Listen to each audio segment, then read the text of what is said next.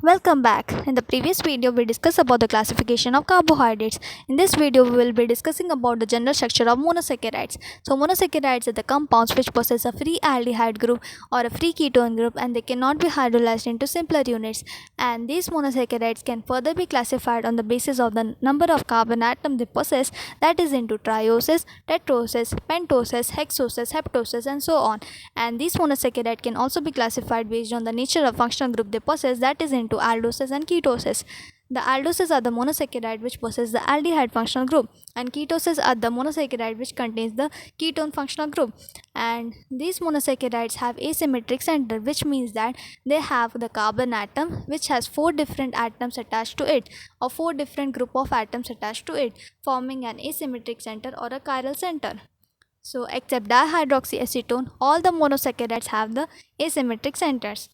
These isomers can further be classified into two types, the structural isomers and the stereoisomers. So, the structural isomers are the ones which have the same molecular formula but possess the different structures, and the stereoisomers are the isomers which have the same chemical formula or the same molecular formula but they differ in the 3D orientation. And the stereoisomer can further be classified into the geometrical isomer and the optical isomer.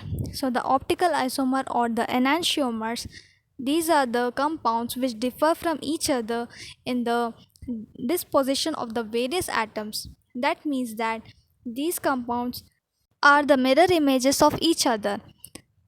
The best example are the D-glyceraldehyde and L-glyceraldehyde. These are the two isomeric forms of glyceraldehyde, the D form and the L form. The D form is where the hydroxyl group is present on the right hand side of the carbon, and the L form is where the hydroxyl group is present on the left hand side of the carbon. That is the second last carbon. Next comes the Van 't Hoff rule or the rule of N. This is a formula which tells the total number of optical isomers of a compound, which will be equal to 2 to the power of n, where n represents the number of asymmetric carbon atoms present in the molecules.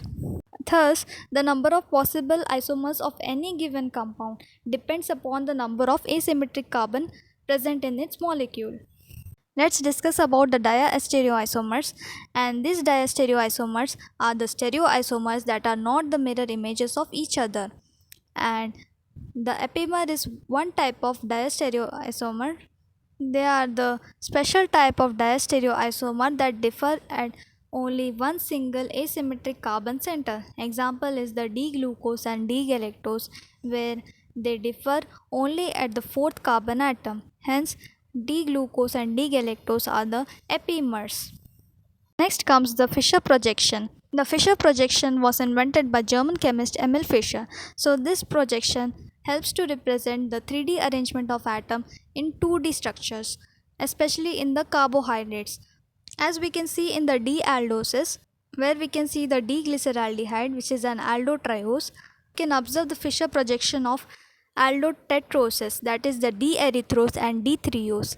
They differ only in the second carbon.